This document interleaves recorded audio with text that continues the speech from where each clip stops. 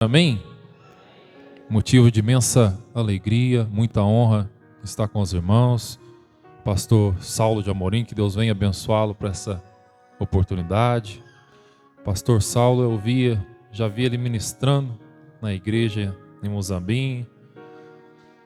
Não que eu seja muito velho, mas era apenas um menino. Estava ali. E assim que eu vi o nome, eu fiquei falando, será que é? Mas parece que aquele era de Campinas e agora aí confirmou, realmente é ele. E como que é bom, né? Como que uma semente lançada, ela frutifica, ela gera frutos, amém? Que Deus venha abençoá-lo poderosamente. A palavra que ele ministrou na igreja naquele dia gerou frutos, porque o nosso coração ardeu de desejo pela palavra e hoje estamos ministrando a palavra do Senhor. É uma honra. Amados, você que está com a sua Bíblia, peço que você abra no livro de Gálatas, Gálatas capítulo de número 5, verso de número 16. Vamos estar meditando na palavra do Senhor. Quero ser bem sucinto, mas creio que o Espírito Santo falará aos nossos corações. Gálatas capítulo de número 5, verso de número 16.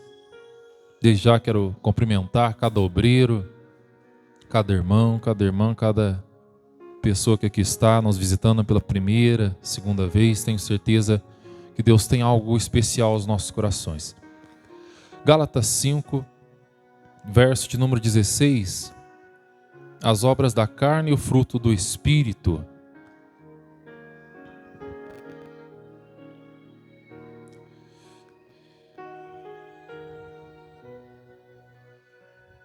Gálatas 5,16 diz assim: digo, porém, andai no Espírito, e jamais satisfareis a concupiscência da carne, porque a carne milita contra o Espírito, e o Espírito contra a carne, porque ambos são opostos entre si, para que não façais o que porventura seja do vosso querer.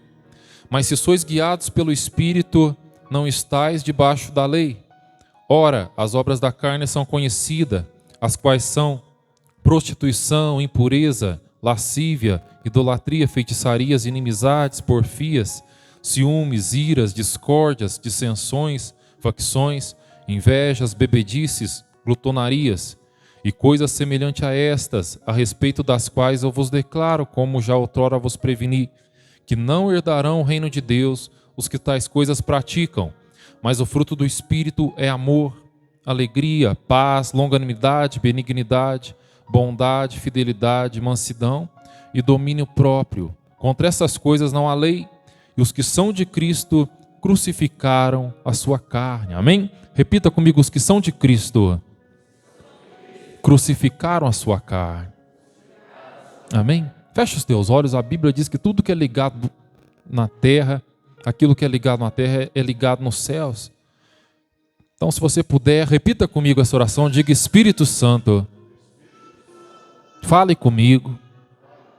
Diga assim: eu não quero ouvir o Andervan, eu quero ouvir a tua voz. Diga: eu quero ser tocado por ti, eu quero ser ministrado por ti. Amém, amados? Pode tomar o seu assento, que Deus abençoe poderosamente. O tema desse culto é muito relevante para os nossos dias. O Pai procura verdadeiros adoradores, e Ele não procura simplesmente adoradores, mas esses adoradores, eles precisam adorar o Pai em espírito e em verdade. Não basta apenas ser uma adoração, tem que ser uma adoração primeiro em espírito e depois uma adoração verdadeira. Quando nós vemos esse indicativo de que a nossa adoração, ela precisa ser uma adoração alicerçada no Espírito, logo nós entendemos que nós precisamos estar em espírito para adorar ao Senhor. E se nós precisamos estar em espírito, logo nós temos que aniquilar um dos maiores impedimentos que o Espírito tem para atuar através de nós. Que é o que, pregador? É a nossa carne, a nossa natureza.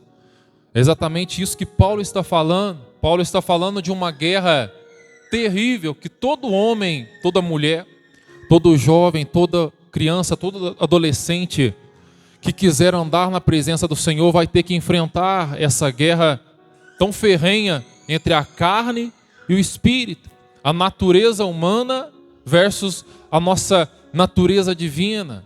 Há uma parte em nós que quer as coisas de Deus, há uma parte em nós que quer adorar a Deus, há uma parte em nós que quer buscar as coisas de Deus, mas parece que ao mesmo tempo existe uma outra parte em nós que às vezes parece que é até mais forte, que nos afasta de Deus, que quer o pecado, que quer os nossos desejos, que quer satisfazer as concupiscências da nossa velha natureza. Então nós vamos enfrentar ao longo da nossa existência essa grande guerra. Eu costumo dizer que todo ser humano ele enfrenta duas guerras ao longo da sua existência: a guerra externa e a guerra interna. A guerra externa é aquela guerra que nós lutamos contra fatores externos, é aquela guerra que nós enfrentamos fatores que estão do lado de fora. Por exemplo, quando você está com frio, você busca um agasalho porque você não quer que o fator externo frio entre e venha te sufocar, venha te incomodar. Quando você se relaciona com pessoas, você está enfrentando um inimigo externo chamado solidão. Você não quer que a solidão faça parte da tua existência, por isso a solidão é um inimigo externo. Mas a guerra que nós estamos falando aqui não fala de um inimigo externo, não fala de algo que está do lado de fora, que nós não queremos que faça parte da nossa vida. A guerra que nós estamos falando não é a guerra externa, mas é a guerra interna, é uma guerra que está intrínseca dentro de cada um de nós. É uma guerra contra a nossa própria natureza, é uma guerra contra nossos próprios desejos, contra nossas próprias vontades. E é justamente essa guerra que Paulo está abrindo um parênteses e está alertando a igreja da Galácia naquele tempo. Uma guerra interior, onde nós enfrentamos nós mesmos, nós enfrentamos nossos medos, enfrentamos nossos desejos, e nós precisamos entender que é primordial enfrentarmos essa guerra, para que de fato o nosso espírito venha vivificar, e o nosso espírito venha adorar ao Senhor, e Deus só receberá adoração que venha ser alicerçada, uma adoração que venha ser pautada no espírito. Então é muito importante o tema dessa noite.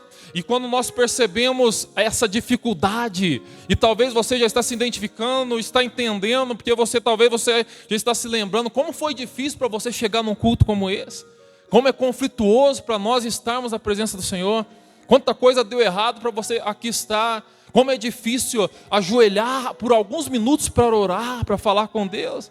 Como é difícil nós lermos a Bíblia. Às vezes nós passamos tempos e tempos vendo mensagens e mais mensagens das redes sociais, mas quando abrimos a Bíblia, 2 minutos já bate um sono, já bate uma canseira, parece que a nossa carne, a nossa natureza não quer. Então nós entendemos que justamente somos nós mesmos que temos nos impedido de prestar uma adoração verdadeira ao Senhor. E é tão complexo a guerra interna em relação à guerra externa, que nós vamos ver homens que venceram a guerra externa. Homens que venceram a guerra externa, conquistaram várias posses, conquistaram riquezas, ou seja, venceram a guerra contra fatores externos, mas ainda assim perderam a guerra interna. Como exemplo disso posso citar, porque não, um homem chamado Michael Jackson. Um homem que chegou no auge, conquistou tudo o que podemos dizer na guerra externa, alcançou fama, reconhecimento, amigos, alcançou tudo que um homem pode desejar na área onde ele atuava, mas ainda assim ele perdeu a guerra interna para si mesmo, uma insatisfação tão grande que ele tinha consigo mesmo, que ele acabou perdendo a sua guerra interna. E a Bíblia vai dizer acerca disso, de que adianta o homem ganhar o mundo inteiro a guerra externa, mas perder a guerra interna, que é perder a sua alma. Olhe para alguém do seu lado e diga para ele: priorize a guerra interna, meu irmão.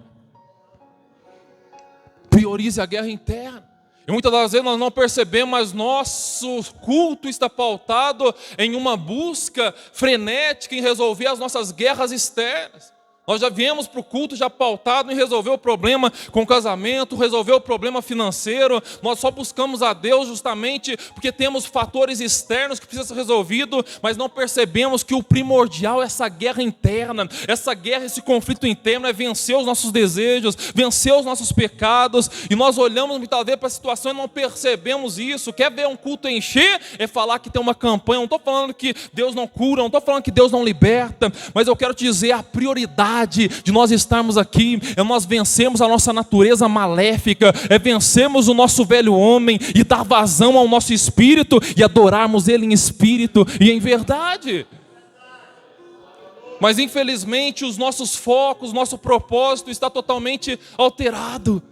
A mensagem ela precisa falar que os problemas externos serão resolvidos. A mensagem precisa trazer algum tipo de satisfação para as minhas guerras externas. E eu não estou percebendo isso. A verdade é que quando se fala de guerra externa, todo mundo quer vencer, todo mundo quer alcançar reconhecimento, todo mundo quer alcançar fama, todo mundo quer ganhar dinheiro, todo mundo quer um bom casamento, todo mundo quer reconhecimento, todo mundo se interessa e se motiva pela guerra externa. Mas quando fala pela guerra interna, muitas das vezes as pessoas preferem levantar uma bandeirinha branca e falar: não, isso daí não adianta, isso daí já se tornou mania, todo mundo peca mesmo, todo mundo erra mesmo. Mas a minha alegria é saber que aqui na cidade de Nova Resende existe uma geração que não vai levantar bandeira branca para Satanás, uma geração que vai se levantar com poder e autoridade, que vai enfrentar o seu ego, vai enfrentar a sua velha natureza, vai crucificar tudo isso e nós vamos adorar o Pai em espírito e em verdade. Tem alguém que faz parte dessa geração? Erga as mãos aos céus e glorifique ao Rei da Glória aí.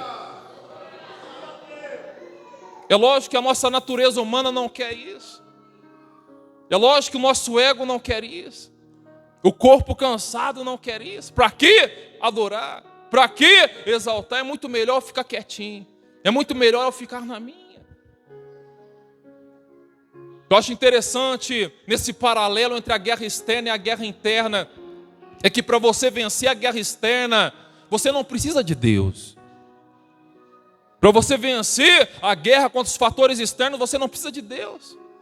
A prova disso é que você vai ver um vizinho que às vezes é ateu, às vezes nem acredita em Deus, mas tem uma Hilux lá na garagem dele, tem uma conta bancária gorda, tem posses, tem fazendas por aí. Ou seja, para vencer a guerra externa, você não precisa de Deus. Um pouco de esforço, um pouco de conhecimento já é o suficiente. Mas para vencer a guerra interna, é impossível o homem vencer sem a presença do Espírito Santo de Deus. É impossível. Amém, amados? E é justamente sobre isso que eu quero falar nessa noite. Mas pregador, eu estou entendendo porque eu me deparo com essa guerra todo dia. Eu me deparo com as minhas vontades entrando em contraposição contra as vontades de Deus. Mas pregador, peraí, por que Deus criou esse conflito tão grande dentro de mim? Por que Deus criou tudo isso? Eu quero te dizer, Deus não criou a guerra interna dentro de nós. Deus não criou essa guerra entre carne e espírito, não. Quando Deus fez o ser humano, Ele fez o ser humano em 3 esferas: corpo, alma e espírito. Repita comigo: corpo, alma e espírito. E nas 3 esferas tudo estava bem equilibrado. Cada um tinha sua função. Qual que é a função do corpo? Interagir com o mundo físico. Eu só consigo manipular esse papel porque eu tenho um corpo físico que faz eu manipular o mundo físico, o mundo material. Essa é a função do corpo ou da carne. A função da alma é onde está o meu intelecto, é onde estão as minhas emoções. É o que me faz pensar, é o que me faz sentir, é o que me faz raciocinar. E o meu espírito, pregador, o meu espírito só tem uma função: interagir com Deus Todo-Poderoso. E o desejo frenético do nosso espírito é estar com Deus. O único sonho do nosso espírito não é ser rico, não é ser reconhecido, não é ter fama, não. A única vontade que o espírito tem é de estar com Deus. Por que, pregador? Porque o espírito veio de Deus. O Espírito foi soprado no homem pelo próprio Deus. E desde que o Espírito foi soprado no homem, Adão, através do próprio Deus, o único desejo desse Espírito é retornar novamente para Deus. E o que impede esse Espírito de retornar para Deus? Esse Espírito que está dentro de você só não voltou para Deus ainda, porque o desejo, o anseio dele é voltar para Deus. É por isso que você às vezes jura de pé junto, fala: eu nunca mais volto naquela igreja, eu nunca mais canto, nunca mais vou buscar, nunca mais vou orar, porque eu estou decepcionado com Deus, estou decepcionado com a igreja. Mas dali a pouco teu coração começa a arder. É igual Jeremias falou: nunca mais eu vou pregar, mas de repente uma coisa começava a arder dentro dele. O que é isso? É o Espírito de Deus que está dentro do homem, que tem desejo pela presença de Deus. Tem desejo de conhecer mais de Deus.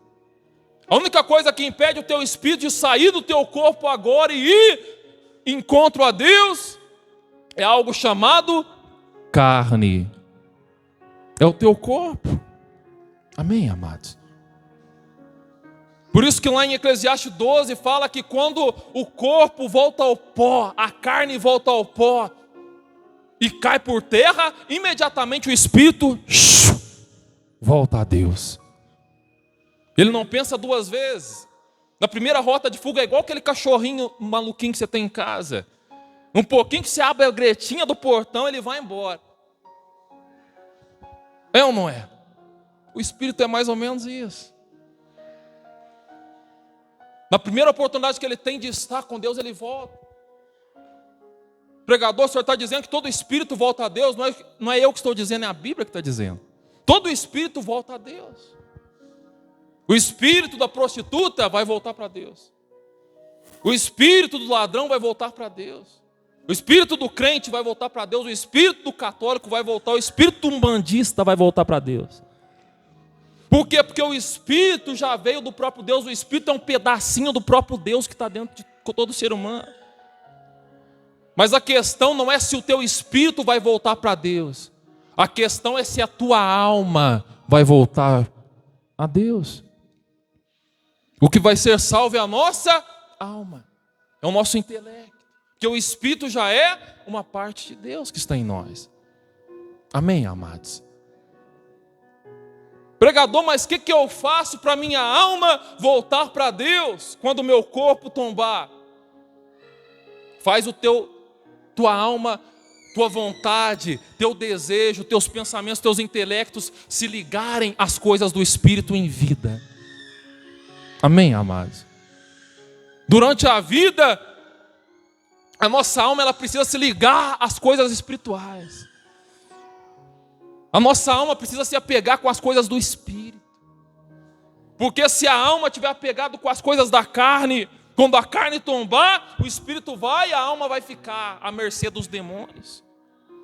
Mas se a tua alma estiver ligada ao Espírito, junto ao Espírito, quando o corpo tomba, teu espírito volta imediatamente aos braços do Pai. Amém, amados? Olhe para alguém do seu lado e diga: se preocupe com as coisas espirituais, meu irmão. Deixa as coisas da carne de lado. Ah, pregador, mas se eu só me apegar com coisas espirituais, com Deus, como é que vai ficar minhas contas? Como é que vai ficar meu casamento? Como é que vai ficar minha empresa? Eu estou falando que é para mim largar a mão de tudo isso. Eu não estou falando para você largar a mão de nada. Estou falando para você jogar tudo isso em segundo plano e pôr as coisas de Deus em primeiro lugar.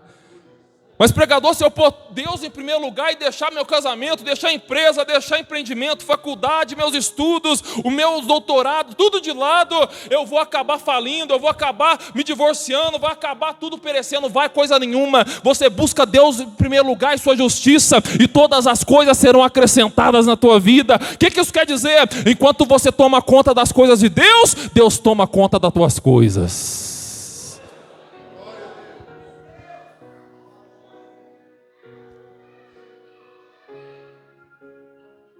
Quando Deus fez o ser humano, o Espírito dominava sobre a carne e dominava sobre a alma. Era o Espírito que dominava sobre tudo.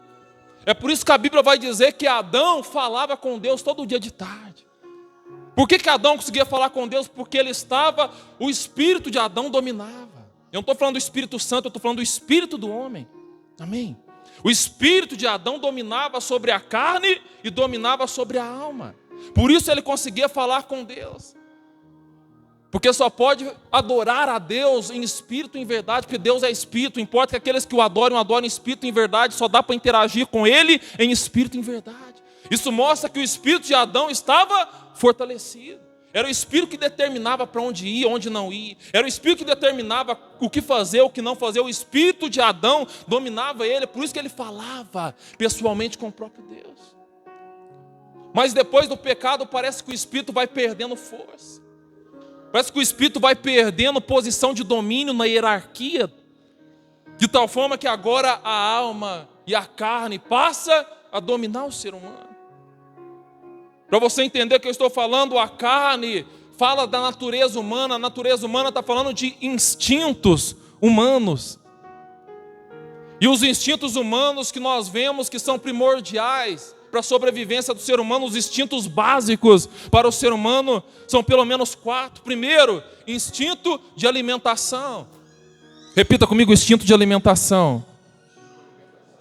Segundo instinto, instinto de defesa. Repita comigo, instinto de defesa. Terceiro instinto, instinto sexual. Diga, instinto sexual. E por último, instinto de domínio. Repita comigo, domínio. Amém. O instinto de alimentação é o instinto da carne que faz a gente buscar por alimento, buscar por satisfação. O instinto de defesa é o instinto que me faz me defender quando eu me vejo atacado. Ou eu vou para a luta ou vou para a fuga. Serve para defender o ser humano. O instinto sexual serve para a reprodução das espécies. E por último, o instinto de domínio é o desejo que o ser humano tem de dominar, de controlar as coisas. O próprio Deus estimulou isso no ser humano quando falou para Adão: dominai sobre todas as aves, sobre todos os peixes. Amém? Esses 4 instintos foi Deus que colocou no corpo de Adão. É isso que Paulo está dizendo que é a carne. São os instintos que foram colocados, mas não tinha problema nenhum, porque o Espírito dominava sobre tudo isso. Então isso daí não falava mais alto, não era problema nenhum. Mas depois que o pecado veio, parece que esses instintos foram superpotencializados. Parece que esses instintos criaram corpo e o espírito foi perdendo força, foi perdendo espaço. De tal forma que esses desejos, que eram coisas positivas para a proteção e manutenção da vida, se tornaram extremamente destrutivas. Por exemplo, o instinto de alimentação, agora superpotencializado pelo pecado, agora gera a ganância, gera a gula. O instinto de defesa, que era algo apenas para a proteção do ser humano, agora gera contendas, gera guerras, intrigas, porfias. O instinto sexual, que era algo maravilhoso que Deus colocou em Adão para a manutenção da vida, agora gera promiscuidade, adultério, prostituição, homossexualismo, todo tipo de prática imoral. Está potencializado. O pecado é a potencialização dos instintos. E por último, o instinto de domínio, que era algo tão bom, que era algo tão maravilhoso, que o próprio Deus falou para dominar sobre aves e peixes, gerou toda espécie de domínio que nós vemos hoje em dia. Nós vemos o machismo, o feminismo, que é o outro extremo. Tudo isso, instinto de domínio potencializado, entre outros que eu posso ficar citando aqui, mas não é esse o foco da mensagem. Mas o que eu quero que você entenda é que os instintos da carne estão potencializados. Olhe para alguém do seu lado e diga: os nossos instintos estão potencializados. O instinto da carne está potencializado. É por isso que é tão difícil buscar o Senhor. É por isso que a tua boca está abrindo toda hora e você fica...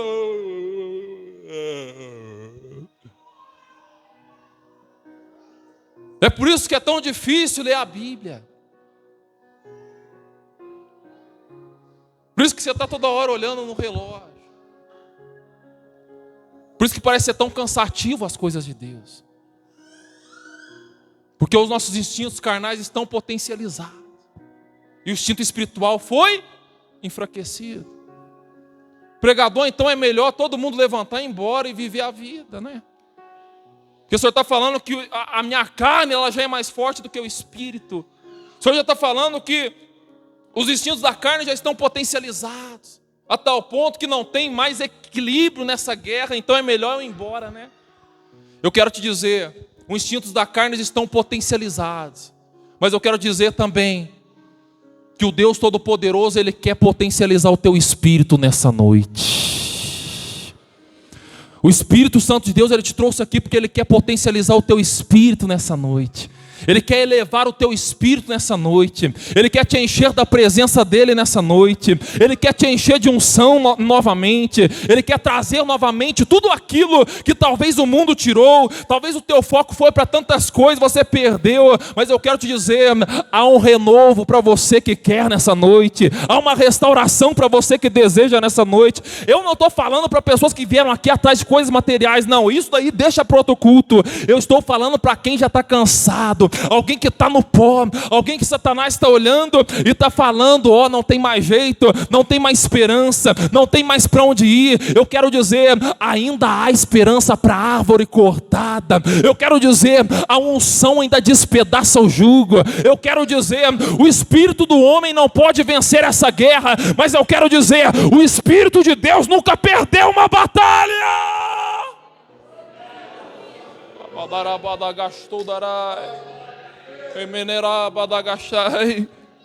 Olhe para a pessoa ao seu lado e diga, Ele vai te potencializar hoje. Ele vai te potencializar hoje. Ele vai te potencializar hoje. Hoje a ferrugem vai embora. Hoje a frieza vai embora. E não é jargão de pregador não. É porque eu já estou sentindo o cheiro do vencedor dos vencedores do Espírito Santo de Deus. Ele vai pegar jovens. Ele vai pegar obreiros aqui nessa noite. Ele vai levantar profetas nessa noite. Quem acredita nisso, deixa a preguiça espiritual de lado. Erga as mãos aos céus e dê o melhor grito de adoração ao Rei da Glória aí.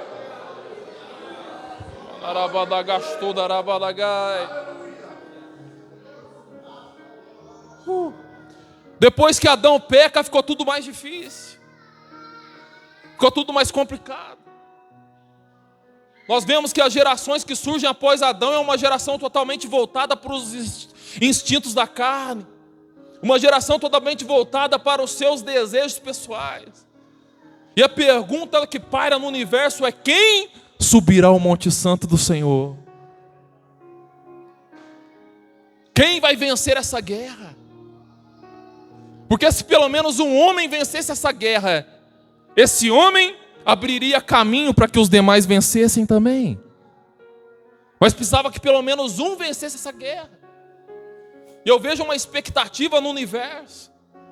Imagino todo mundo nascendo, que nascia, havia uma expectativa: será que é esse que vai vencer a guerra? Será que é esse que vai pôr um ponto final em tudo isso? Nós vemos depois de Adão nascendo Caim, por exemplo. Será que é ele que vai vencer essa guerra? Nós vemos que Caim era tão voltado para os seus instintos que ele acabou deixando a sua ira falar mais alto e acaba assassinando o irmão. Não é Caim que vai vencer a guerra. Depois de Caim eu posso pular gerações e falar de um homem chamado Abraão, um homem de fé, um homem de autoridade, um homem que deixou tudo em prol de uma promessa. Será que é ele que vai vencer essa guerra? Nós vemos que no momento a qual ele estava decidido, no momento de decisão, ele duvidou da promessa, ele acabou mentindo para o rei do Egito, mostrando que ele também era dominado pela carne, não podia vencer a guerra. Depois de Abraão, posso citar, por exemplo, Isaac. Será que é Isaac que vai vencer essa guerra? Nós vemos que Isaac comete o mesmo pecado do pai, mente para o rei Abimeleque em relação à sua esposa. Ele mostra ali que ele também é dominado pela carne e não pode vencer essa guerra. Depois de Isaac, posso falar de Jacó. O próprio nome de Jacó já diz: enganador, suplantador, não tem condição nenhuma de vencer essa guerra. Depois de Jacó vem José. Alguém pode olhar e falar: não, pregador, José não. José era perfeitinho, José não errou. José, sim, era totalmente dominado pelo Espírito, ele não falhou. Mas se você perceber, depois de toda a conspiração descoberta, depois que ele foi honrado, depois que ele foi premiado, os irmãos vêm diante dele, ele traz uma vingança em relação aos irmãos, colocando a taça ali no saco, onde Benjamim estava carregando trigo ali para ali culpar o o irmão ali, ele trouxe o instinto da carne, ele se vingou dos seus irmãos naquela situação, mostrando que ele também era dominado pela carne. Nós vemos depois de José, um homem chamado Moisés se levantando. Será que é ele que vai vencer essa guerra? Nós vemos que Moisés já começa a carreira matando um homem e termina a carreira não entrando na terra prometida por conta dos seus instintos de ira que estavam dentro dele. Ele acaba não entrando na terra prometida. Podemos falar de um homem chamado Sansão, um homem que tinha posição, um homem que tinha pose de alguém que era vencedor, alguém que tinha músculos. Mas eu quero te dizer, ter músculo não é o suficiente, ter teologia não é o suficiente, ter uma boa oratória não é o suficiente, ter voz afinada não é o suficiente. Muitas das vezes nós não entendemos, mas não é na aparência física que nós vamos vencer, não é porque cantamos bem, não é porque administramos bem que nós vamos vencer, não. É no joelho no chão, é vigiando, orando, buscando a presença do Senhor, é que nós vamos vencer essa guerra. Depois de Sansão, posso falar de Davi. Você já sabe da história, ele adultera, mostrando que era dominado pela carne também. Salomão, um homem que começou muito bem, um homem considerado um dos mais sábios do mundo, mas nós vemos que ele acaba no final da carreira se prostrando diante da idolatria das suas mulheres. Então ele também não pode vencer essa guerra. Sai agora a era dos reis, entra agora a era dos profetas, e grandes profetas se levantam sobre essa geração. Diante dessa geração eu posso citar, por exemplo, um homem chamado Jeremias. Será que é ele que vai vencer essa guerra? Um homem centrado, um homem sensível a voz do Senhor. Mas nós vemos que um dia ele estava tão irado e tão dominado pelos seus sentimentos de angústia, que ele olha para o próprio céu e fala: Senhor, eu amaldiçoo o dia que eu nasci, eu amaldiçoo o dia que disse nascido é um homem dentro dessa casa. Ele amaldiçoou, querido, o dia do seu próprio nascimento. E talvez você não está entendendo, mas tem pessoas aqui que têm amaldiçoado o dia do seu próprio nascimento. Como assim, pregador? Pessoas olhando e falando: maldita hora que eu aceitei ser obreiro naquela igreja, maldita hora que eu me tornei crente, eu devia ter ficado no mundo. Pessoas amaldiçoando o seu nascimento. Eu até sei que você está passando por momentos difíceis, amados, eu sei que pastorear não é fácil, eu sei que estar na presença do Senhor não é fácil, mas nunca amaldiçoe o dia do seu nascimento. Por que, pregador? Porque antes de você nascer, Ele já te viu no ventre, Ele já te escolheu no ventre. É aquilo que o próprio Deus disse para Jeremias: ei Jeremias, eu te escolhi desde o ventre da tua mãe, eu já dei você como profeta às nações. Eu quero te dizer, mas o que isso tem a ver, pregador? Eu quero te dizer que da mesma forma que Ele te viu no ventre, se Ele está com você desde o ventre, pode ter certeza, Ele continua com você ao longo de toda a caminhada e vai te ajudar até o último dia da tua vida. Depois de Jeremias, vemos um homem chamado Isaías. Será que é Isaías que vai pôr um ponto final nessa guerra? Isaías era diferente.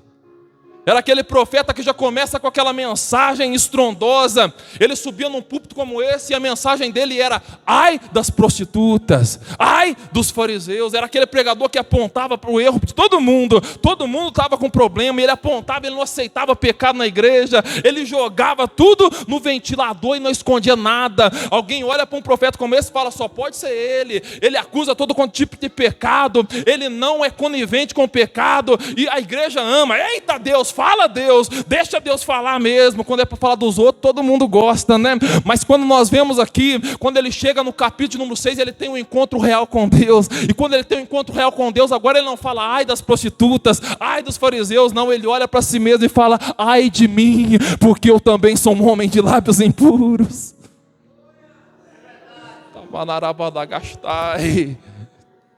Amém, amados? Então não é Isaías que vai vencer essa guerra. Imagina a expectativa na igreja quando Isaías começou a pregar. Será que é ele? Porque o povo já estava cansado, estava desejoso por esse Messias. Mas um dia, no capítulo número 7, por volta do capítulo número 7, eu vejo Isaías subindo de cabeça baixa no púlpito. O mesmo púlpito que ele condenou todo mundo, agora ele vai subir de cabeça baixa e vai falar: gente, não sou eu que vai vencer essa guerra. Não sou eu que vou dar resposta a esse problema. Não sou eu porque eu não tenho condição. Eu sou um homem de lábios impuros. eu sou falho igual todo mundo. Aí todo mundo abaixa a cabeça e fala, nossa, a gente é tanta expectativa, e fica todo mundo triste, cabisbaixo. De repente ele levanta a sua voz profética e fala, ó, não sou eu que vou vencer essa guerra, mas eu tenho uma palavra profética que resolve. Eu quero dizer, eu não posso resolver teus problemas, o pastor não pode resolver seus problemas, os obreiros não podem resolver o seu problema, mas a palavra profética que sai do lábio dele pode resolver. Qual é a palavra profética, Isaías? Eis que a virgem conceberá, dará à luz a um menino, seu nome será Emanuel, ele vai vencer esta guerra.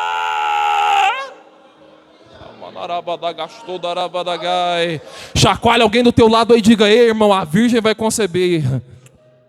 A virgem vai conceber. O que isso tem a ver, pregador? O que isso quer dizer? Deus está dizendo, a virgem é aquela que não tem apoio. A virgem é aquela que não tem ajuda. A virgem é aquela que não contou com a ajuda e auxílio de homem nenhum.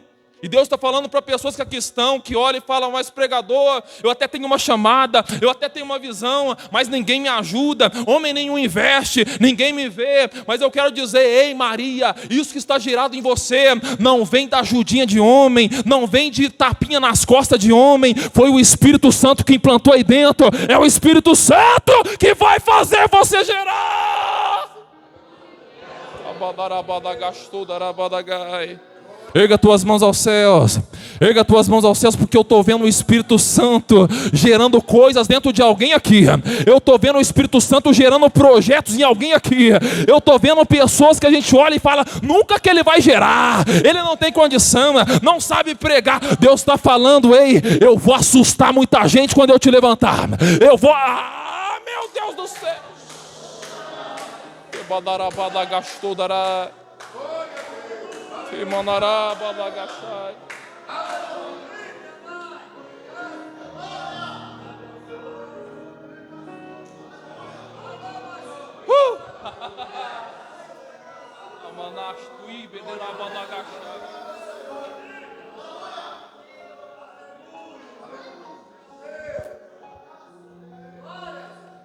Vem a era dos profetas menores. Vem Ageu, vem Joel, Zacarias, Sofonias, todos os profetas menores, Daniel, não menores pela sua importância histórica, mas pelo seu contexto literário. E nenhum deles pode vencer essa guerra. Mas aquela palavra lançada por Isaías ecoou ao longo dos anos. E aquilo acendeu uma chama no povo de Israel. De repente aparece na beira do Rio Jordão um homem chamado João. Todo mundo olhava e falava, só pode ser João. As vestes dele é diferente, a pregação dele é diferente, a roupa dele é diferente. E a gente sabe que gente cheia do Espírito Santo, a roupa é diferente, o jeito é diferente, a fala é diferente. Todo mundo falou, só pode ser ele. João gerou tanta dúvida no coração do povo, de que ele podia ser o Messias, que os próprios escribas que não acreditaram em Jesus quando veio, quando viram João Batista, mandaram alguns homens até eles para perguntar, seu João, é o senhor que é o Cristo que tinha que vir? É o senhor que é o Messias que tinha que vir? Os próprios escribas tiveram suas dúvidas se de fato era João. Tamanha era a aparência dele, a caracterização dele com Cristo. Amém. E vai chegar esse tempo no teu ministério. Vai chegar esse tempo na sua vida. Porque todo homem ele tem a fase da rejeição, mas ninguém vai ser aceito sem antes ser rejeitado. Quem passa pela rejeição vai ser aceito lá na frente. E vai chegar esse tempo na vida de alguém, que as pessoas vão olhar e falar, só pode ser ele, só pode ser ela. Ele que faz, é ele que prega, ele que tem que ser o novo pastor, é ele que faz, ele que acontece. Quer milagre? Vai atrás dele. Quer restauração? Vai atrás dele. Essa fase vai chegar na vida de alguém que aqui está. E quando chegar, se você for inteligente, faça igual o João Batista.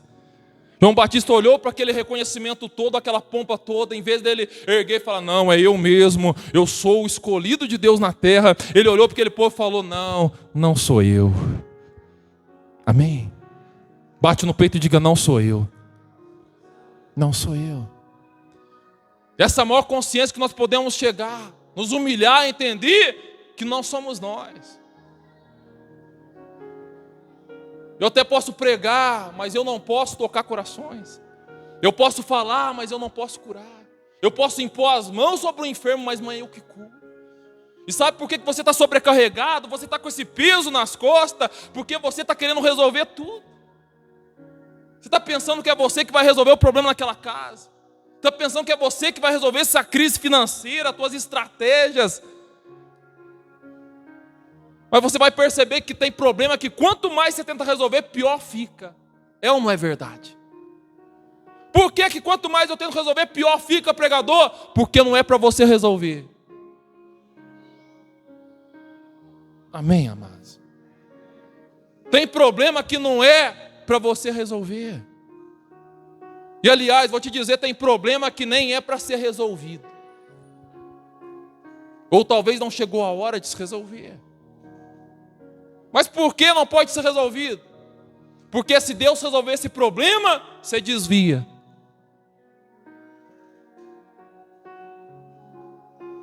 Amém? Tem problema que nós temos que entender que não é para ser resolvido. Não é a hora. Então não vou ficar me descabelando, me desesperando, perdendo noite de sono. Porque isso está destruindo o teu emocional, tentando resolver o que não é para você resolver. Tanta responsabilidade você está trazendo para si. Mas Deus está dizendo, ei, a hora que chegar o tempo de resolver, no estalar de dedo eu resolvo. Porque o Senhor dá os seus enquanto dorme. Olha para alguém, enquanto você estiver dormindo, Deus vai começar a trabalhar. Quando você parar de agir, Deus vai começar a trabalhar. Quando você parar de processar, Deus vai começar a trabalhar. A hora que você cancelar os teus argumentos, Deus vai se levantar do trono e vai trazer a resposta certa. Não sou eu. Eu não posso resolver. Porque essa guerra é pesada demais para mim. Essa guerra é grandiosa demais para mim. Eu posso pregar.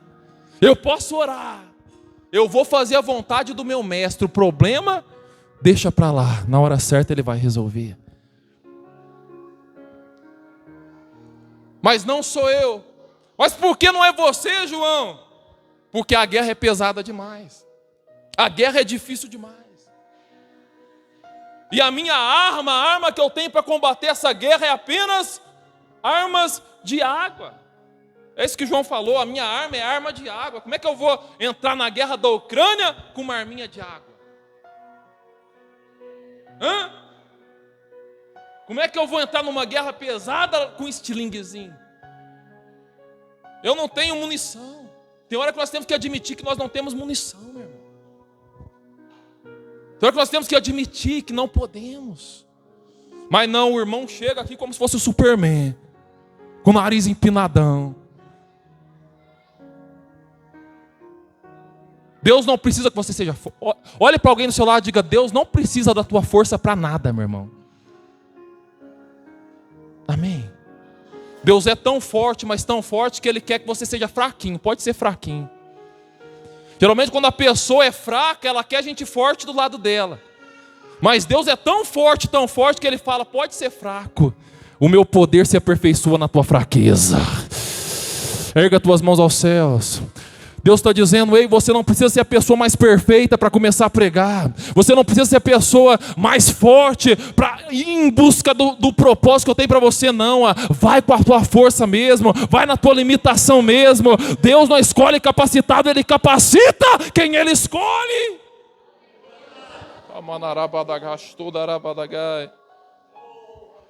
A minha arma é arma de água. Eu não tenho condições de vencer essa guerra. Mas eu quero dizer, tem um aí já chegou, e ele não tem munição de água, ele tem arma de fogo nas mãos. Ele tem arma de fogo nas mãos. Ele tem um poder imensurável, ele tem uma bomba atômica. É isso que João falou. Eu batizo com água para arrependimento, mas tem um aí que não batiza com água, ele batiza com o Espírito Santo e com fogo. Ele tem munição de fogo e ele vai vencer esta guerra.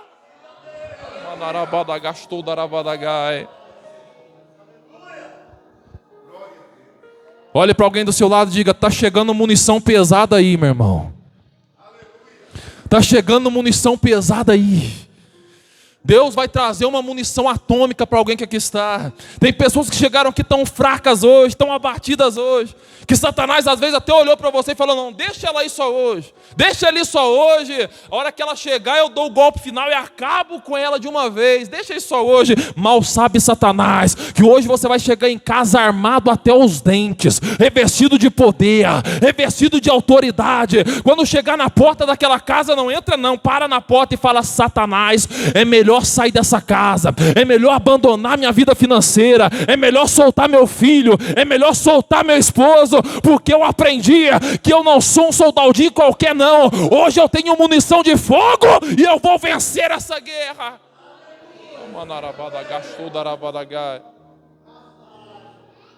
E João vai dizer para eles algo incrível. Fala: ó, e ele já está no meio de vós. Amém? Ele já está no meio de vós. E vou falar mais, já faz 30 anos que ele está no meio de vocês, vocês nem perceberam, mas ele está. Amém, amado? Mas pregador, Jesus já estava há 30 anos lá, eles não viram? Não viram. Por quê? Porque o olho dele estava focado no Joãozinho. Enquanto os nossos olhares ficarem focados para os Joãozinhos da vida, nós vamos viver nos decepcionando. Você vai contar: não, aquele lá vai me ajudar, não, aquele lá vai fazer. Na hora H, ele vai falar: não posso te ajudar. Deus está dizendo para alguém: ei, tira o olhar dos Joãozinhos da vida. Você está entregando a tua vida na mão de pessoas, confiando em relacionamentos, confiando em pessoas que prometeram coisas para você, e isso está te frustrando, está te amargurando. Deus está te dizendo: ei, tira o olhar dos Joãozinhos da vida, tira o olhar de quem acredita ou deixa de acreditar, apenas olha para o teu alvo.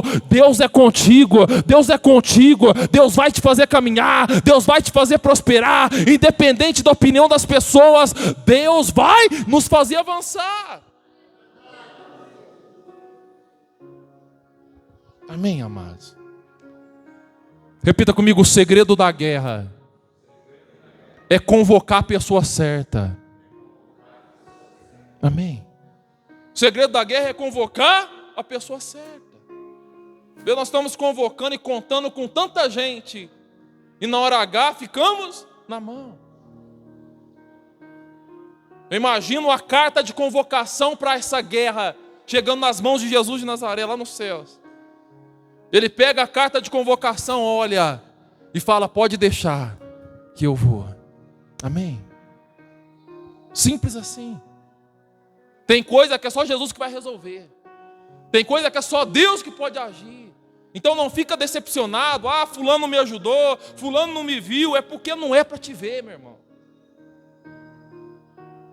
José, quando revelou o sonho do padeiro e do copeiro, ele falou para um dos dois: ó, quando você chegar diante do faraó, que ele te dê a oportunidade, lembra de mim.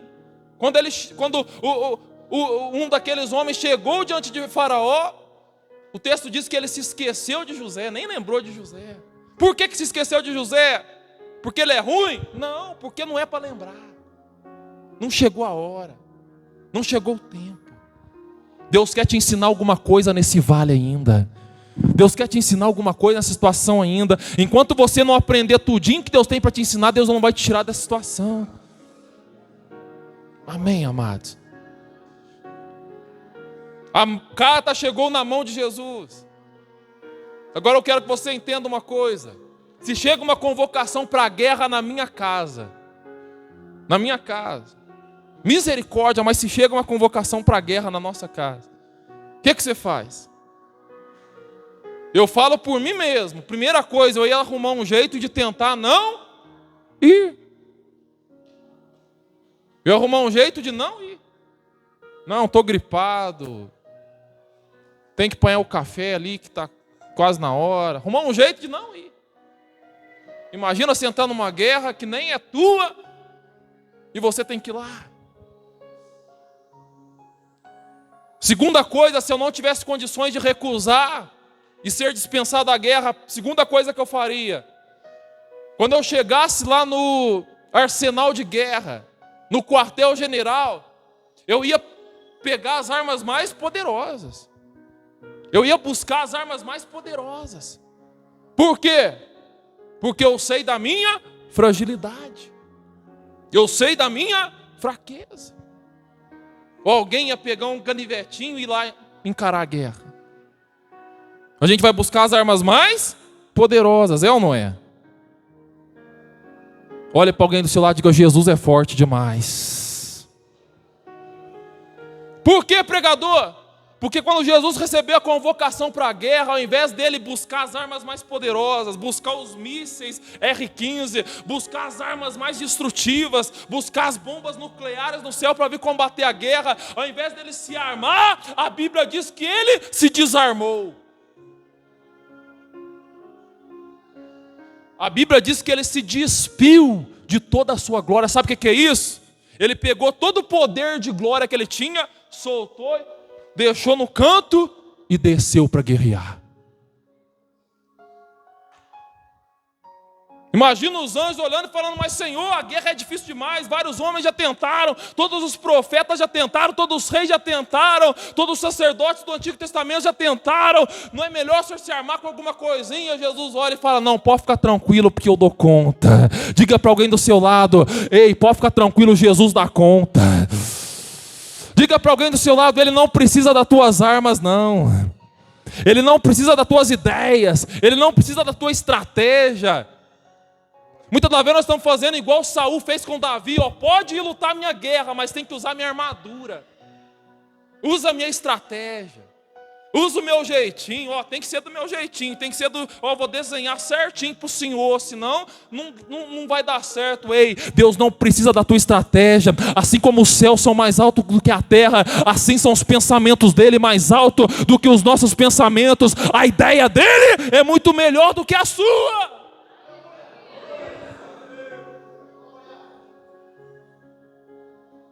Ao invés dele se armar, ele se desarmou, não dá para entender. Segunda coisa que você precisa para vencer uma guerra: você precisa de apoio militar. Você precisa de alianças. A Bíblia diz que chegou um dia que os próprios reis de Israel, Jerusalém, foram até Jesus para fazê-lo e para proclamá-lo como o rei de Israel. Tudo que você precisa para vencer uma guerra é de aliança. Alianças bélicas. Mas a Bíblia diz que Jesus se ausentou para o deserto. Segunda coisa que você precisa para vencer uma guerra: soldados. Precisa de soldados. É o mínimo que você precisa para vencer uma guerra. Soldados. Mas a Bíblia diz que quando vai chegando, Jesus ele andava com um grupo de pelo menos 5.000 soldados. Mas quando vai chegando perto da hora da guerra, ele vai dispensando os soldados. Não dá para entender o que ele está fazendo, pastor Saulo. Ele vai mandando todo mundo embora. Ele começa a pregar pesado só para o povo ir embora. Quem não comer da minha carne e não beber do meu sangue não tem parte comigo. Só para o povo ir embora. O povo deu linha na pipa. Aí foi todo mundo, ficou 12. Se é nós, já pensou, vai todo mundo embora, fica 12. O que a gente fala? Não, vou mudar a mensagem. Vou mudar meu jeito, senão eu vou ficar sozinho. Jesus não, olhou e falou: ó, e vocês 12, ó, não quer ir também? Não dá para entender o que ele está fazendo. Olha para a pessoa do seu lado e diga: Jesus é forte demais, meu irmão. Diga para ele: ele é muito mais forte do que você imagina. Muito mais poderoso do que você imagina. Muito mais grandioso do que você está imaginando. Não, você não chegou a 1/1000 da força dele. Jesus é tão forte, mas tão forte, que ele sozinho venceu aquela guerra, venceu aquela batalha com as 2 mãos amarradas. Eu vou repetir para alguém entender. Jesus é tão forte, mas tão forte, que ele venceu a guerra com as duas mãos amarradas. O que isso quer dizer, pregador? Ele venceu a batalha mais difícil da história com as duas mãos amarradas. Ele venceu o conflito mais perigoso da história com as duas mãos amarradas. O que isso quer dizer, pregador? Se com as duas mãos amarradas ele venceu essa guerra tão terrível, imagina hoje que a mão dele está estendida para a tua casa, está estendida para a tua vida financeira, está estendida para o teu ministério.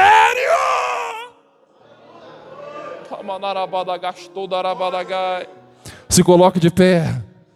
Se coloque de pé. Chacoalhe alguém do seu lado, diga para ele: ei, quer vencer a carne? Diga para alguém do seu lado: quer vencer a carne? O segredo é crucificar a sua carne. Amém? O segredo é crucificar os seus desejos. O segredo é crucificar as suas vontades. É isso que Paulo está nos revelando. Os que são de Cristo crucificaram a sua carne.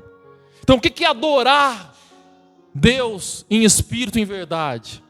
O que é adorar Ele em espírito? É crucificar a nossa carne. É crucificar os nossos desejos. É crucificar a nossa natureza. Amém, amados? Não, pregador, mas se eu crucificar meus desejos, crucifico minhas vontades, crucifico meus sonhos, eu vou ser um Zé Mané. Não vou conquistar nada. Vou viver no fundo do buraco. Vou ir para a cova. Vai coisa nenhuma. Se você crucificar a tua carne e teus desejos, pode ter certeza, o terceiro dia vai chegar na tua vida. Chacoalha alguém, acorda alguém do teu lado aí. Acorda alguém. Dá um chacoalhão para ver se essa carne dá uma despertada. Diga para ele: o terceiro dia só chega na vida de quem sacrifica. Na vida de quem sacrifica. De quem sacrifica, de quem crucifica as suas vontades. Ah, jovem, quer ver o terceiro dia surgir na tua vida? Crucifica teus desejos, crucifica tuas vontades, crucifica esse temperamento difícil. Deus está dizendo: ei, crucifica todos os desejos que você tem, crucifica os teus sonhos, porque o meu sonho, o meu projeto é muito maior do que o teu. Eu tenho coisas grandiosas, aquilo que o olho não viu, aquilo que o ouvido não ouviu, aquilo que jamais penetrou no coração do homem, é isso que Deus tem preparado para aqueles que o amam. Fecha os teus olhos nesse momento. Fecha os teus olhos. O que nós precisamos crucificar? O que nós precisamos abrir mão? O que nós precisamos deixar na cruz? Isso é muito sério, é uma reflexão muito séria. Que existem coisas que estão nos impedindo de adorá-lo em espírito e em verdade. Existem manias, existem situações. E não fica procurando: ah, é fulano, é Bertão. Não, está aí dentro. Está aí dentro.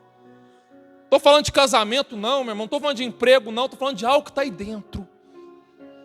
É uma guerra interna que precisa ser enfrentada. Amém, amados?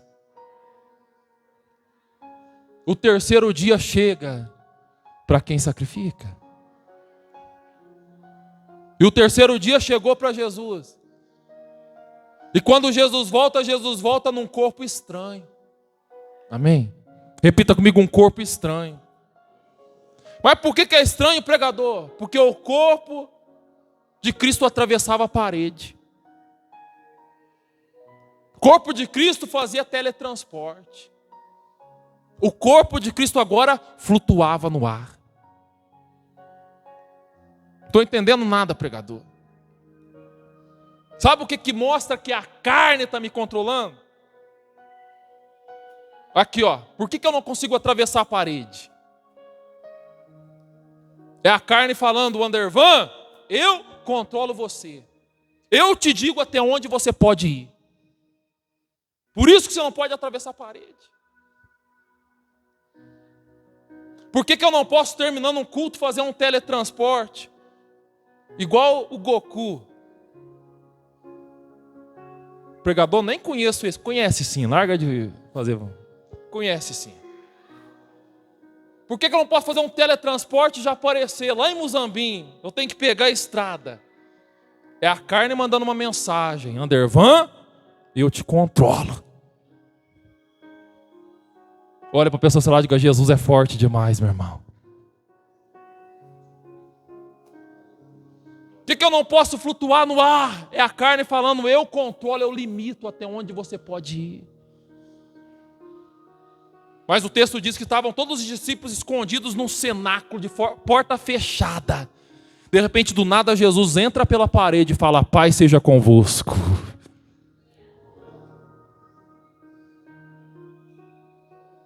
O texto diz que Tomé não estava na primeira reunião, na segunda reunião Tomé aparece e fala: eu não acredito nisso, é tudo coisa da cabeça do povo. Do nada ele faz um teletransporte, aparece dentro da sala e fala: põe a mão aqui para ver se é carne ou se é espírito, sou eu mesmo, toca aqui, Tomé.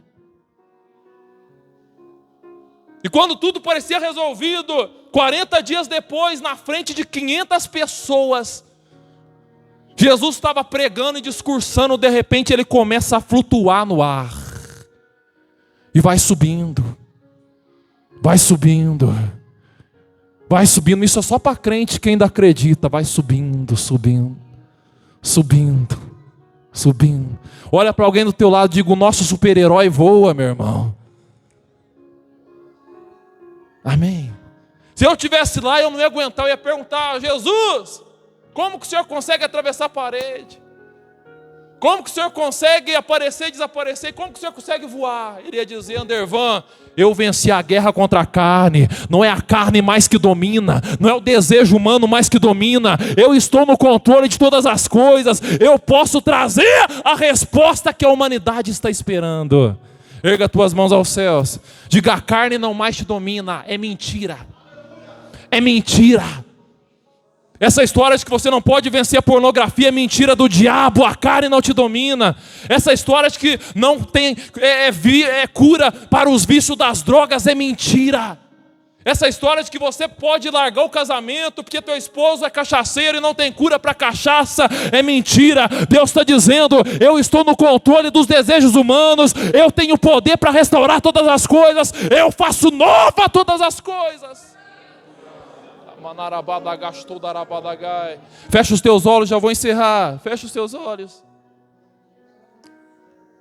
Ele está no controle de todas as coisas.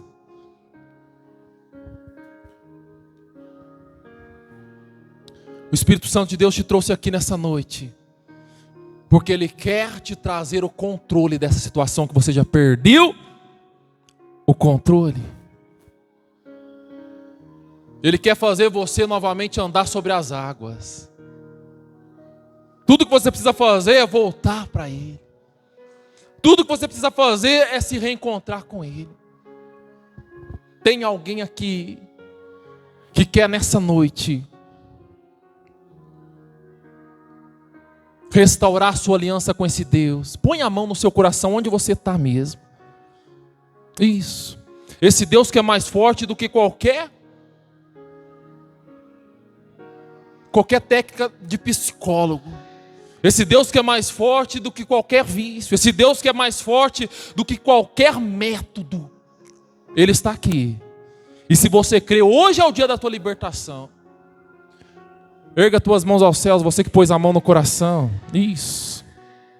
Espírito Santo de Deus, toca sobre esse homem agora. Toca sobre esse jovem agora. Toca sobre essa mulher agora. Eu decreto agora a libertação. Eu decreto agora a quebrada toda a corrente que prendia, toda a corrente que amarrava. Ah, Senhor, o nosso espírito não tem condições de vencer. O nosso espírito não tem condições de viver em santidade. Mas a tua palavra diz que depois de 50 dias, no dia de Pentecoste, o teu Espírito veio e se apossou do homem naquele cenáculo. Então nesse momento o Espírito Santo vem sobre a vida desse jovem, vem sobre a vida desse homem, vem sobre a vida dessa mulher. E eu profetizo restauração, libertação, no nome de Jesus. Erga as tuas mãos aos céus e diga: a partir de hoje, a carne não vai me dominar. Diga: a partir de hoje, meus desejos não mais me dominam. Diga: Senhor, eu vou te adorar em espírito e em verdade. Que Deus abençoe a todos, em nome de Jesus. Toma assento, irmãos.